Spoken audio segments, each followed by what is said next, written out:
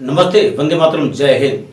आप सभी का इस चैनल पर स्वागत, वंदन, अभिनंदन। इस निवेदन के साथ कि यदि अभी तक आपने चैनल को सब्सक्राइब नहीं किया है तो कृपया नोटिफिकेशन के साथ चैनल को सब्सक्राइब करना नहीं भूलें। आज का विषय राइट टू इंफॉर्मेशन एक्ट से, और वह भी मध्य प्रदेश के सूचना आयुक्त का जो निर्णय आया है उस धमाकेदार निर्णय के साथ। वास्तव में यदि इस प्रकार के निर्णय सभी आयुक्तजन करने लगे तो निश्चित रूप से आरटीआई एक्ट अपने में जिंदा ही नहीं बल्कि इंप्लीमेंट होगा, और इसकी जो ट्रू स्पिरिट है एज पर पार्लियामेंट्रियन पब्लिक के बीच में ट्रांसपेरेंसी, अकाउंटेबिलिटी फिक्स करते हुए काफी कुछ विकास में सहयोग दे सकती है।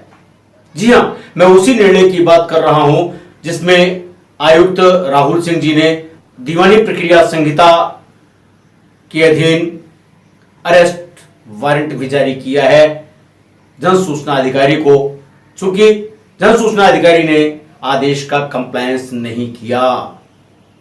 मामला क्या है आपको बताते चलते हैं। सदाशिव जी होते हैं, वे जन सूचना आवेदन प्रस्तुत करते हैं, और वो जो मामला होता है हेल्थ डिपार्टमेंट में ड्राइवर्स की नियुक्ति को लेकर के है।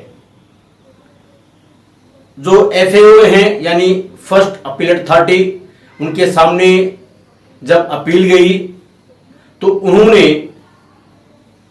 पीआईओ को यानी जन सूचना अधिकारी को निर्देश दिया, आदेश पारित किया कि सूचनाएं उजागर कर दी जाए, परंतु जन सूचना अधिकारी जिनको जुडिशियल माइंड अप्लाई करनी चाहिए उन्होंने उसकी भी उपेक्षा किया। यानी पहले तो 30 दिन के अंदर सूचना नहीं दिया, बाद में जब प्रथम अपीलीय अधिकारी जन सूचना का आदेश आया उसकी भी उपेक्षा किया।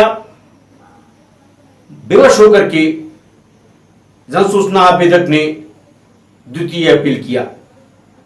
द्वितीय अपील में जो जन सूचना अधिकारी थे कभी भी हाजिर नहीं हुए, और ना ही कोई कारण बताया कि वो हाजिर क्यों नहीं हो रहे हैं या उनकी उपस्थिति क्यों नहीं हो रही है। माननीय आयुक्त ने जो कमिश्नर थे वहां के उनको भी लिखा, उसकी भी उपेक्षा किया। यानी जो कमिश्नर साहब थे वो और ये दोनों लोग कंप्लायंस नहीं कर पाए, उपस्थिति नहीं हो पाई। थक हार करके जन सूचना आयुक्त ने द्वितीय अपील में 25,000 का जुर्माना भी इंपोज कर दिया। जुर्माना इंपोज करने के बाद यह हुआ कि इसकी वसूली की जाए, वसूली भी नहीं हो पाई।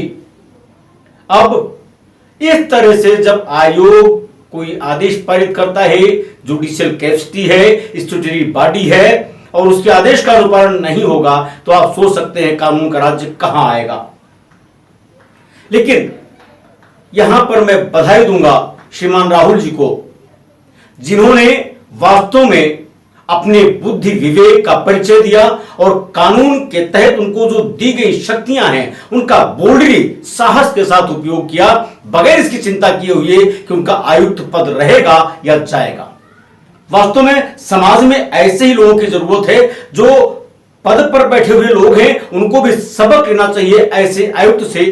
राइट टू इंफॉर्मेशन एक्ट की section 18 sub section 3 class F का हवाला देते हुए जो पीआईओ थे जो उपस्थित नहीं हुए थे उनके विरुद्ध अरेस्ट वारंट जारी कर दिया। आपको याद होगा जब हम धारा 18 को पढ़ते हैं, उसके सब सेक्शन 3 पढ़ते हैं, तो वहां पर कमीशन को सिविल प्रोसीजर कोड के तहत वे शक्तियां प्राप्त हैं कुछ मामलों में जो दीवानी न्यायालय को किसी सूट का ट्रायल करते समय प्राप्त होती हैं।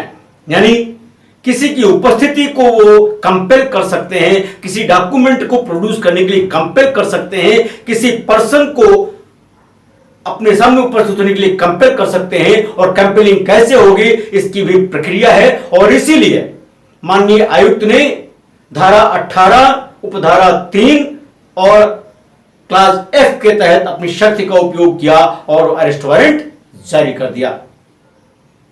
चूंकि ऐसे में और कोई ऑप्शन नहीं था, निरंतर आयोग के आदेशों की अवहेलना हो रही थी।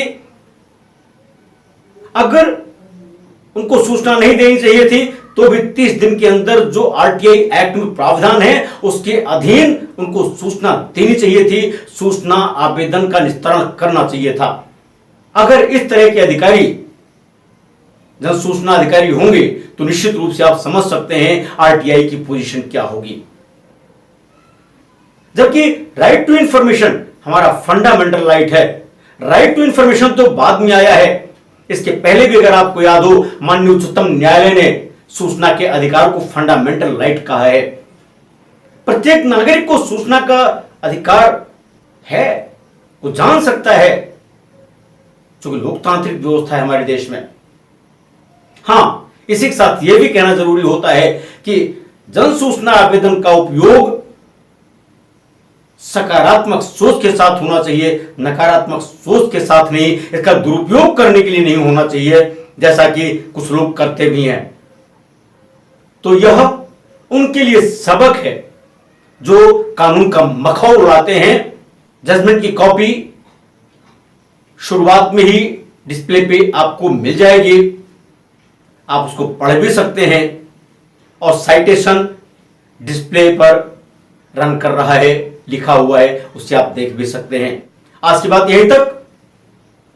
अगर आपको बात अच्छी लगी हो तो उसको शेयर कीजिए, सो दैट कि जो जेन्युइन लोग हैं, जिनको जन सूचना आवेदन के माध्यम से सूचनाएं चाहिए, वे आरटीआई का उपयोग करके सूचना प्राप्त कर सकें और फिर जो विधि का राज्य है विकास के लिए उपयोग कर सके।